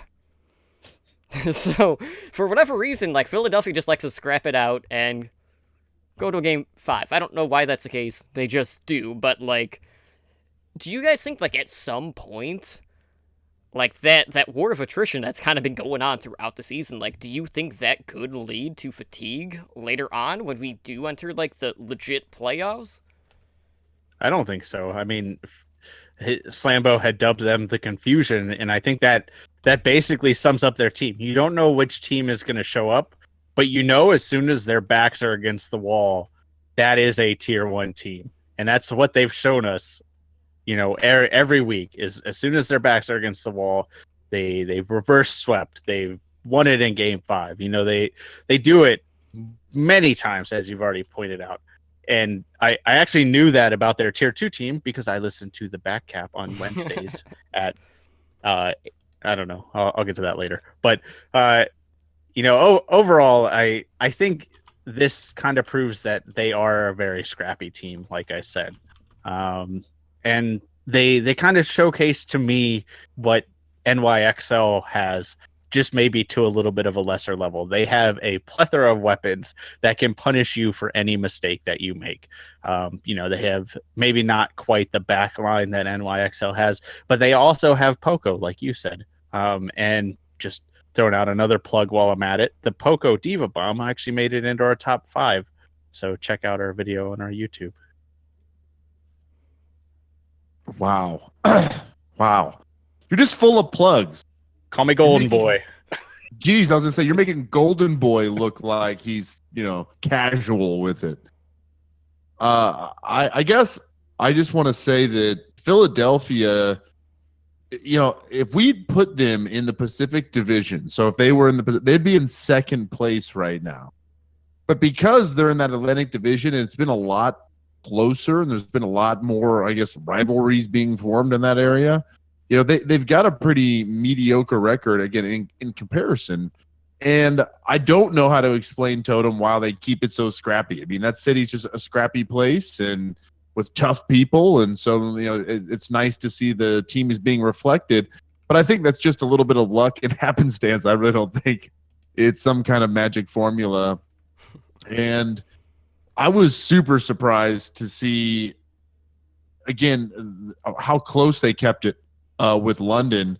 And I guess I feel like it's more about Philadelphia getting hot at the right time than it is about London slipping that much. I don't feel like London lost a lot in my mind from that particular matchup. I feel like Philadelphia gained a lot of respect, though. And I still see London as one of the top teams, but it's just interesting, that whole Atlantic Division, it is just completely up in the air. There are 3 teams all tied right now for second place. And again, if they were in Pacific Division, Boston would be comfortably sitting, in second place, probably the favorite to move forward for the rest of the season. Absolutely. All right, guys. Well, let's go ahead and preview this upcoming week worth of games for Stage 3, Week 3. So, kicking things off on Wednesday, we have another battle for LA. We have the LA Gladiators going up against the LA Valiant. So, these two teams are kind of like on different spectrums right now. We have the Valiant coming in. They have taken 14 of the 16 maps that they have played so far this stage, and only one of those was a loss. The other one was a draw. So they're 14-1-1 map record so far through the first 4 games. We've seen Kariv easing back to that support role. And, he's been alongside Custa, who has really stepped up as the leader for that team. We've seen Agilities and Bunny. Their play has been pretty clean as a 1-2 combo for the DPS. And, Valiant have just been cruising through the stage so far. And then we have the Gladiators. They picked up a win over the Dynasty. Surefour has really come into his own here these past few weeks. He's been playing at a very high level, which is always great to see. And, when I kind of look at the DPS between these two teams, I think that's kind of a wash. They are very even. Gladiators might have a bit more flexibility, but the level of play has been consistent on both ends. So, it's really kind of a toss-up on that regard. And in regards to the tank line, I still think Fisher brings a little bit more to the front line as opposed to the Valiant tanks. But, the Valiant have probably the better support line just because, Shaz has kind of fallen back a little bit. We haven't seen the same bloodthirstiness out of his Zenyatta or anything quite like that. So, this one's a really hard one to say. I think a lot of this is going to come down to the support lines. I think the Valiant support line is going to be able to keep themselves up better. So, with that in mind, I'm expecting this one to be an all-out brawl. I think the Valiant are going to take this one. I'm expecting them at 5 in this one, but I have the Valiant taking this one 3-2. But, who knows? These LA battles have always been scrappy. This one's going to come down to the wire, though. And who knows? I think the Valiant are just gonna keep streaking, but they got a pretty big week because they also face the Spitfire as well this week, and who knows what we could expect from them. But moving on at 6 p.m. Pacific time, we have the Dallas Fuel taking on the San Francisco Shock. So Spider, Fuel, Rascals out, might not be seeing straight dive. Shock with Dante, on the Sombra, looking pretty good. Architect, a little bit inconsistent so far early on. What are you expecting to see from this series? All right, so we touched on, like you said, Rascal's out, Kai's gone, so it's the big question of what's Dallas going to run. Are we going to see Taimu on tank? Are we going to see Siegel playing Pharah? Honestly, who knows what we're going to see? Honestly, I would expect OGE and Mickey as your tank. Mm-hmm. I would expect AKM in effect as your DPS. Maybe you might see Siegel on control. And then, Unko and Harry, on support. I imagine they'll keep almost all the same pieces that they have been running the same, just because, honestly, they probably don't have a coach that's going to tell them to do anything different right now. Like you said, Shock will run the same comp that they ran the last 2 weeks. There's no reason why they would change it. You'll see Architect mixed in with Super and Sinatra leading the charge. I like to go back and look at historic data and stuff like that, but honestly, for these two teams, that really doesn't matter because they're two very different teams compared to the last time that they played. And they both have 1 win apiece, so this is their tiebreaker. Statistically, map wins, all that, actually lean Dallas side, but with all the drama, all the turmoil and stuff like that, and Super, I can't talk Super up enough. I think that's going to give the Shock the edge, and like I said, we're out of fuel, so Shock are going to take this one 3-2. So expecting a close one. All right, well, to finish off, our first night of the week on Wednesday, we have the Shanghai Dragons going up against our soulmates, the Seoul Dynasty, and Slambo. Dragons giving us some different looks. Comms are still, kind of mixed, trying to work in the Chinese with the Korean players, and, a few English callouts as well. And then, Dynasty, who knows what to expect, because we've seen, them kind of approach some of these weaker opponents in their minds and just kind of like throw in their B squad. Like, what are you feeling is going to go down in this one? Are we going to see the B squad? Are we going to see, the main six? That's like the perfect question to ask, because it raises to me the biggest point is that Seoul needs to gain some consistency around their starting six. And I know they do a lot more movement on their DPS players than any other spot, but I just feel like that is the biggest thing, is that this is not a B team opportunity. The Shanghai Dragons, although the Gladiators put in their B team, not necessarily just their tank B team almost last week, I don't feel like this is the time to do that for Seoul. Seoul needs to gain some real momentum and find out who those starters are as we try to wrap up this final push between stage 3 and stage 4. The Valiant are one game behind the Seoul right now in the Pacific Division, and they can't afford to really lose anything. So even losing a map against the Shanghai Dragons may hurt their differential for the end of the championship, at the end of the stage. So they've got to take it seriously. I want to see some consistency. It always hurts to think about these games and sometimes to watch, because I'm a big fan of Guguri. We've talked about her on the show for a long time. A big fan as a player, one of my favorite Zarya players early on. And I just, my heart is just breaking when I find out she's tweeting out apologies and I want to do more for the team. So there's just such a compelling narrative to the Shanghai Dragons that still pulls me in, that makes this matchup a lot more fun to watch than I think it should be. And I think Otto is working out nicely. I think Fearless is a nice upgrade from Roshan, but we're not there yet with Shanghai. I still think they'll take a map off Seoul, because Seoul can be shaky again with all this DPS changing.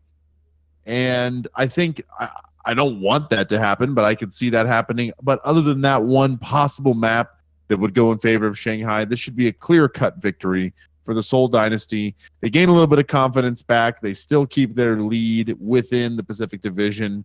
But if they don't 3-1 or 4-0 this, things are scary, Totem. Things are getting scary.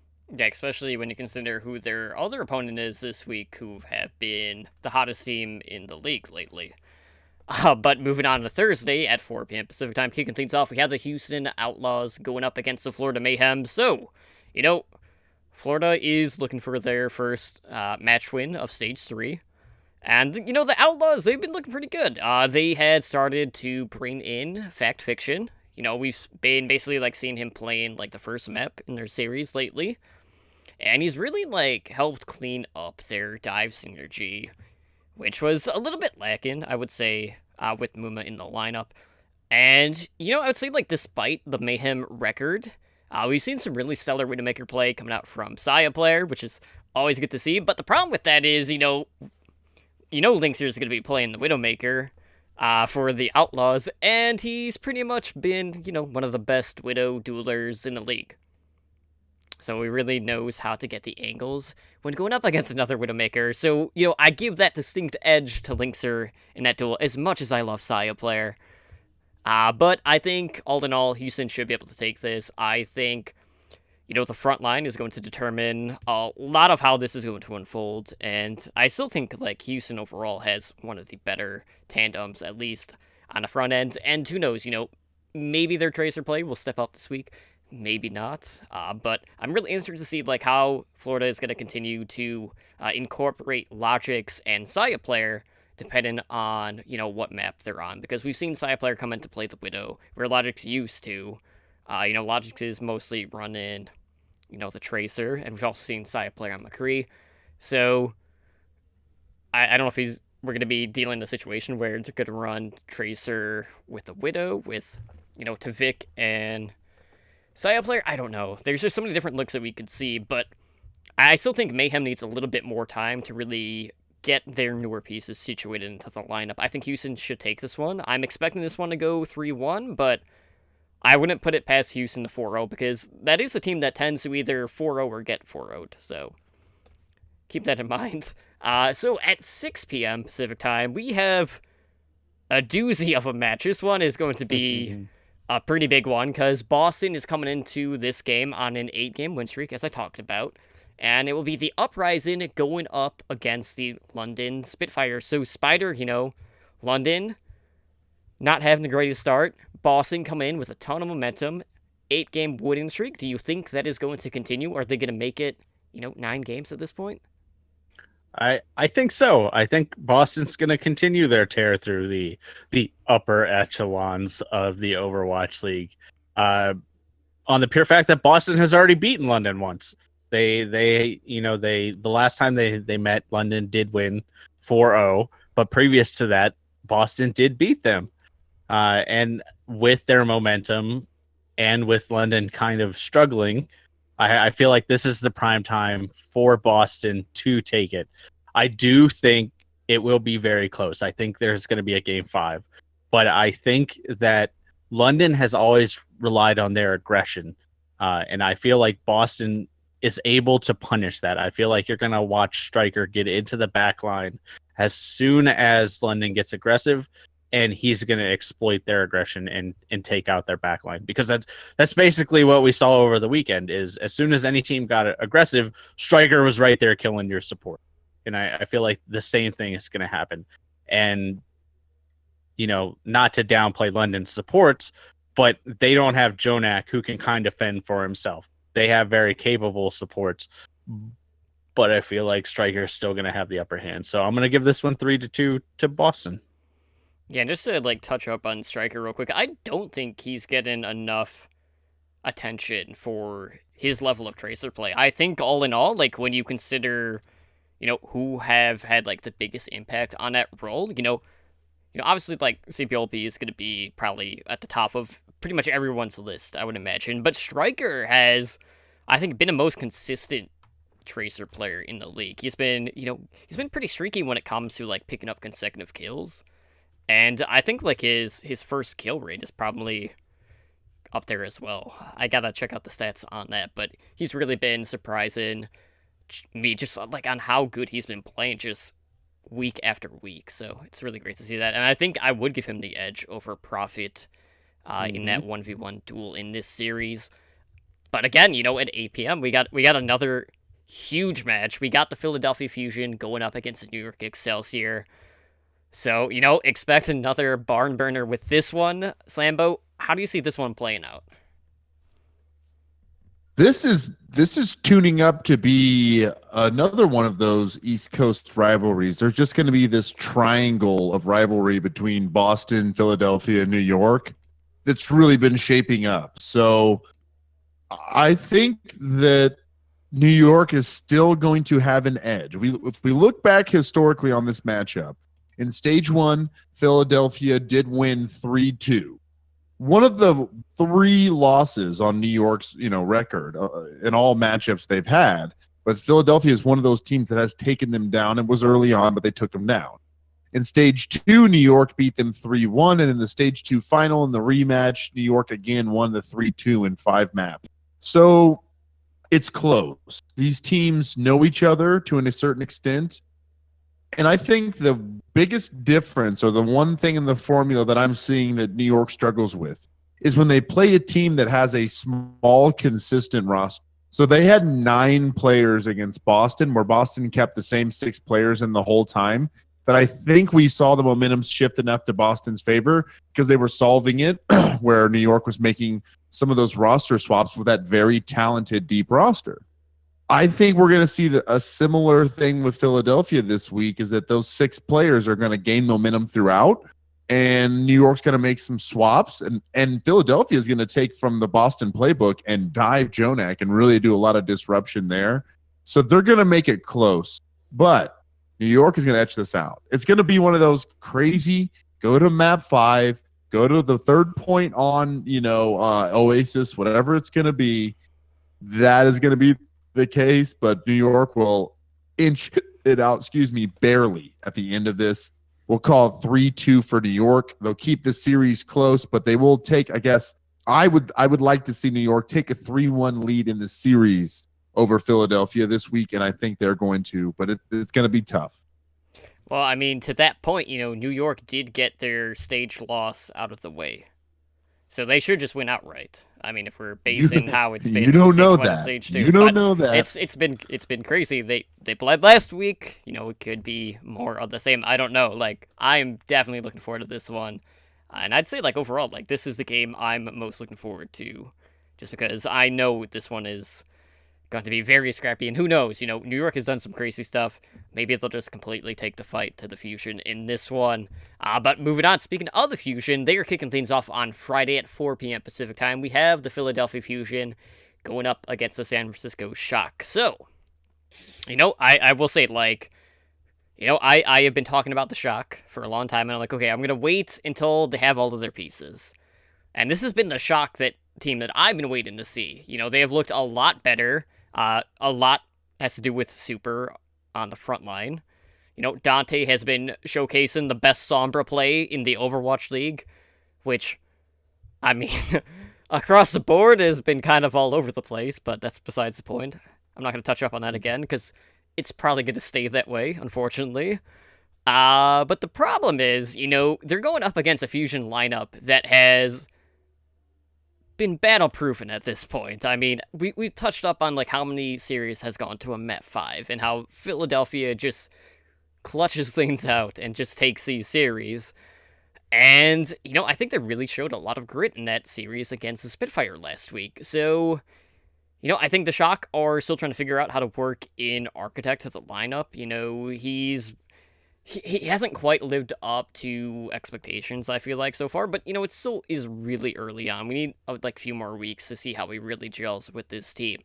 But I expect, the Fusion DPS to keep showing up, regardless of who they field, and, we've seen Boombox really start to, kind of, like, return to his past form, looking like his old self, so I think the Fusion shouldn't have too much of an issue on this one. I think the Shock might be able to take a map if, their Sombra play comes in and, get some EMP shutdowns. But I give this one Fusion 3-1. But, who knows? Maybe Architect will bring in the Genji and make things extra spicy. I want to see it. But at 6 p.m. Pacific time, we have the Florida Mayhem going up against the Shanghai Dragons. So, two teams that are relatively on the bottom. Mayhem have looked good in spots, looked bad in spots, as had the Dragons. So, Spider, like, could this be the one? Is this the one for Dragons to win? I mean, statistically, in terms of win-loss record, this is the Dragons' best chance to win. But even when you look at it that way, Florida still has 11 map wins over the Dragons, so they're not that close. In Shanghai, we've touched on it already. They're still building a lot of that synergy because they're a completely new team. So, Florida has underperformed at times, but we have seen constant improvement out of them. And, Saya player has been ridiculous when we have seen him in most instances. I'm going to lean Florida on this one, but I do think we'll get a good showing out of the Dragons. I'm really interested in the duel between Otto and Tavik, just because Otto has really shown up on that Genji. And to Slambo's point earlier, we may actually get a Zarya duel between Zappis and Gaguri, because we have seen some Zarya come out on Nepal. So, maybe we'll get to see that. I wouldn't count on it, but it's possible. But like I said, I'm going to lean towards Florida taking this one 3-1. I want to see the Zarya. I mean, that's what we're So here do for. I. And, this current map pool just isn't that good for Zarya, which is unfortunate, because, that's what Kaguri is known for, but, her diva has been pretty good as well.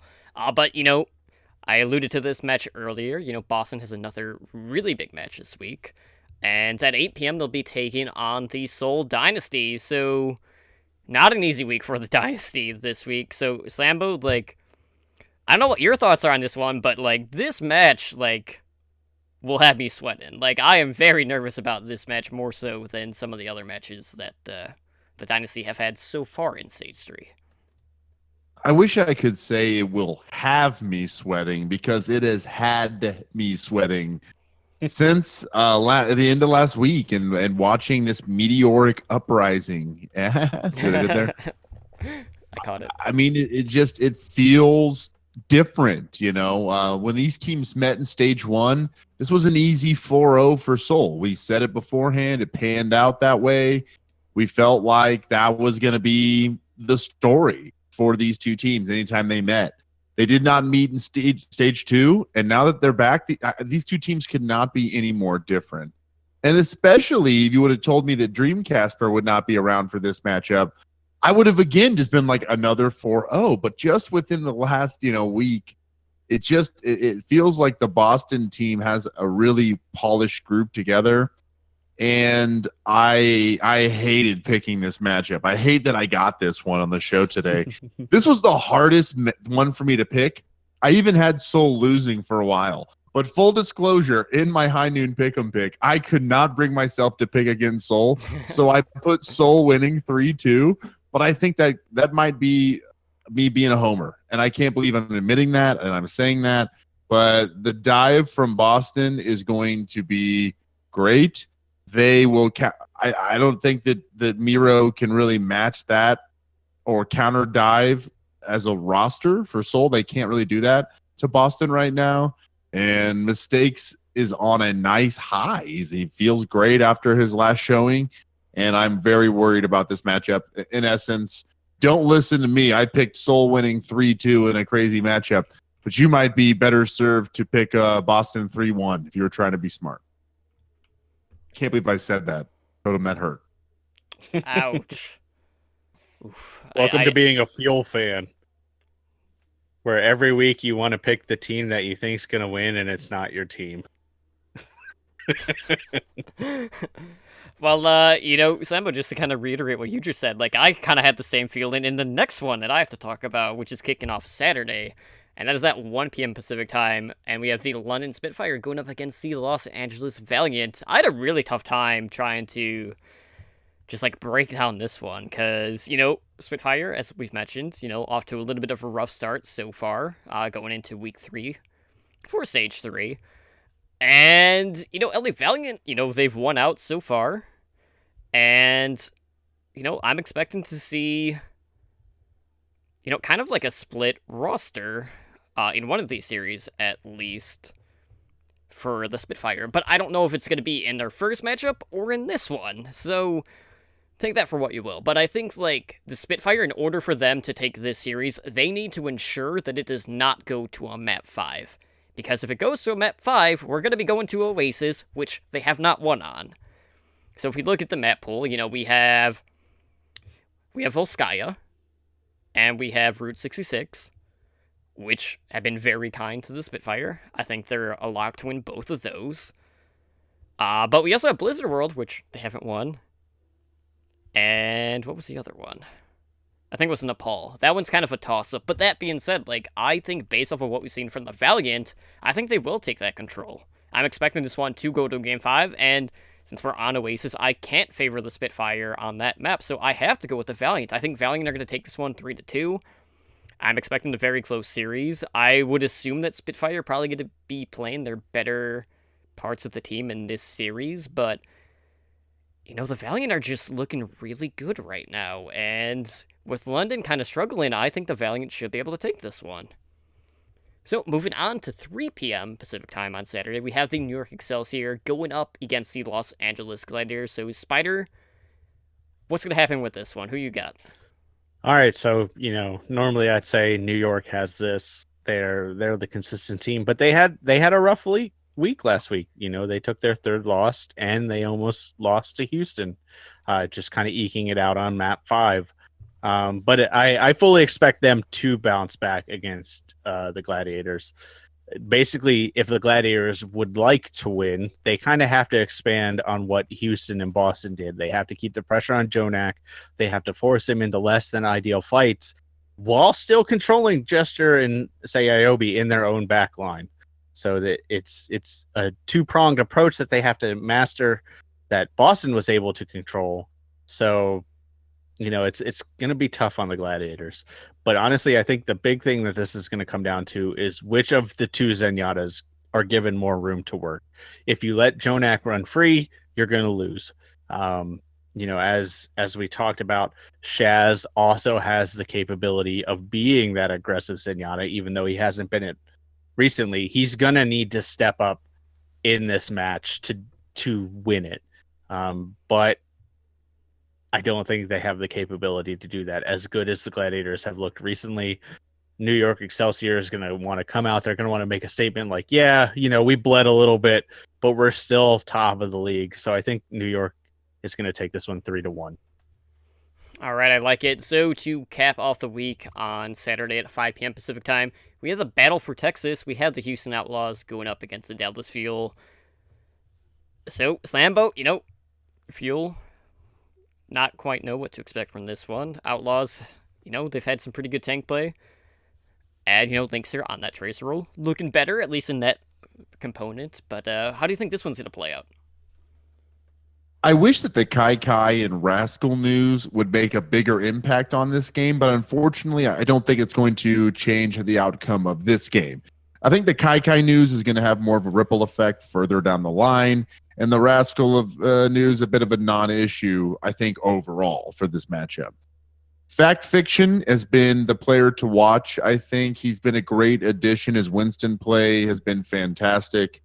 It's hard for me to say. I think I called this. I think I had said originally that Fact Fiction will make Cool Matt much better, where Muma didn't really do that. It was all Cool Matt lifting up Muma, where this time it's kind of more going to be more beneficial for both of them. And so I was happy to see Fact Fiction, getting in some reps with Winston and playing well.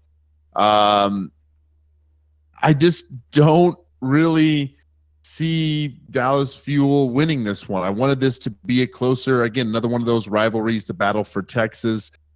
This is the second time these teams meet. Last time, Houston ended up winning 4-0 during stage one. That was during a very tumultuous period for the Dallas Fuel very early on. It was a very strange time. They've had a lot of time to make those changes, so I think it's going to be closer than that. We're not going to see another 4-0. Dallas has been moving in the right direction from a momentum perspective. They're finding some more consistency around OGE. So it's kind of, that's what to watch, is that Fact Fiction versus OGE potential matchup. But overall, we're going to see the Houston Outlaws come out easy on top. Dallas will squeak out a map. So I think we're going to see 3-1, and the tank play is what to focus on for you viewers at home. All right, so some really, really big matches. So just be sure to tune in this week. I mean, both of the Boston series should be pretty good overall. But, we are running a little bit long, so let's go ahead and close out the show here tonight. So, guys, if you want to help us out, one of the best ways to do that is to go leave us a review over on iTunes or your podcast app of choice. Feedback and constructive criticism is always welcomed, just because that will offer us some insight on how we can make for a better listening experience for you guys. And as a reminder, we do have a game night coming up. That is this Saturday. That is April 21st. So join us at 7 p.m. Pacific time, after the games, obviously, for another night of friendly community competitive games. And again, we'll be streaming those games over on our Twitch channel, which hopefully you're here right now. If you're listening to the audio version of the podcast, that is at twitch.tv/OWLN show. And I'll be streaming there. I might do some casting during some of the games as well. But, I'm looking forward to seeing whether or not any one of us can figure out how to tank against Brigitte, because, Slam, Spider, you and I, we couldn't. It just didn't happen. I posted a Brigitte montage in my in the Discord. I would check that out, because there is definitely some clips of me abusing tanks in there, but mostly Tracer. Well, in terms of the tanks, you're a monster. I am. I mean, she's just so fun to play. Absolutely. But again, guys, I think we're gonna have most of the hosts on hand. Maybe Ren will actually show up to this one. Maybe we could have another host as captain. That would be awesome. But I gotta plug this every week. We do it just about all the time. So, we do have our Pick'em League on High Noon Pick'em. We are one of the featured leagues. We're giving out a ton of prizes. We got podcast gear, Overwatch League shirts, hats, loot boxes, and more. We got prizes for the top performers, both for each stage, and larger prizes for the top performers at the end of the season. So with that, the updated host stand-ins, Slambo, you and I, we were tied last week. No longer. It actually came down to the very last match of last week where somebody opted Florida over Boston. And you lost that one. I just was trying to pick an upset. I feel like I had some space. I felt like Florida was moving in the right direction. And It didn't pan Boston, I just had them fumbling a little bit more with mistakes. I had Boston having another week or so to catch up. So with all in my defense, it didn't seem as crazy as I thought it was at first, but now it sounds dumb. Well, when I saw it go to a Met 5, I was panicking. I was like, oh my gosh, if they pull this one out, I'm just, I don't know, I don't even know what I would do. I would have been livid.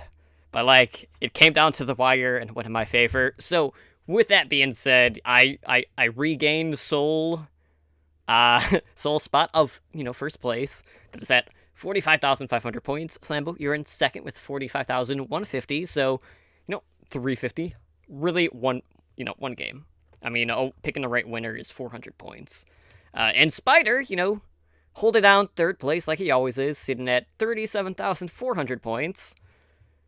I gained some ground. I did gain a little bit of ground. A little bit. Not a lot, but you're running out of weeks. I'm making moves, man. Making moves. Laterally making moves. I am literally making moves and clicking the opt out of this league button right now. Okay.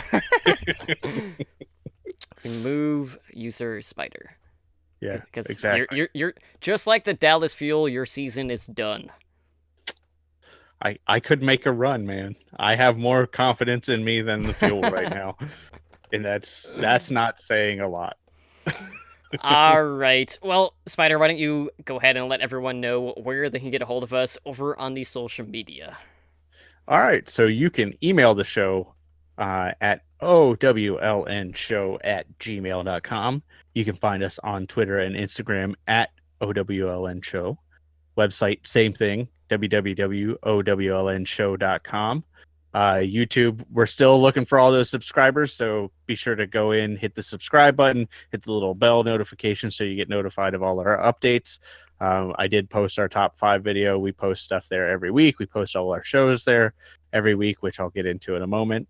But yeah, help us out. Otherwise, you can just go on YouTube and actually search OWLN Show, Overwatch League Network, Overwatch League Network Top 5. I tag the crap out of all our videos. So just look for us. You'll find us. You can find us on Discord at discord.me/OWLN Show. You can find us on Twitch if you're not watching live. Our Twitch is twitch.tv/OWLN Show. We have 3 shows a week. We have our Monday night show, which is what you're currently listening to or watching at 7 p.m. PDT, which is Overwatch League Network. We have our Tier 2 Contenders Path to Pro show, which most of, I know NA and EU have entered playoffs, so be sure to take a look at that. That is the back cap. That is Wednesdays at 7 p.m. PDT. And then we have our Variety Overwatch show, which is Thursdays at 5 p.m. PDT, Heroes Never Die, which is basically everything else you could want in terms of Overwatch content. Now, if you want to, at me on Twitter about all your Boston drama or Dallas Field drama or anything else, maybe happy stuff like the new anime season has started, so I will happily talk about that as well. But if not, always your Overwatch League stuff. I'm always up to talk about it. You can find me at SpiderGD. You can also find me on Twitch at twitch.tv/SpiderGD. I will probably stream the game night there. Slambo just left. I guess he said, I'm out of here. Yeah, so his chair was going to read off the social media. So you can find his chair at Slam Overwatch on Twitter, or you can find his chair streaming all the games it plays at twitch.tv/Slambo. Absolutely. And if you'd like to get a hold of me, Totally Drunk, you can find me on Twitter at TotallyDrunkCTR. I'm not going to keep, shilling my Twitch that I never use. So, if I am live, it is here on this channel at twitch.tv/OWLN Show, where I will be live, Monday, Wednesday, Thursday, this week as well as Saturday for our game night. And with that, guys, that is going to do it for us here tonight on the Overwatch League Network. Again, this has been episode 29. And, just hang on to your butts because there are some massive games this week. So expect some fireworks because it's about to go down. I mean, I don't know what else to say. All right, guys. Well, we will see you back here on Wednesday as we break down contenders and a playoffs. But for now, guys, have a good night. Bye. Thank you for listening to the Overwatch League Network. Be sure to follow the show on Twitter at OWLN Show. The theme music for OWLN is the main theme and victory theme guitar remix by Michael Mack.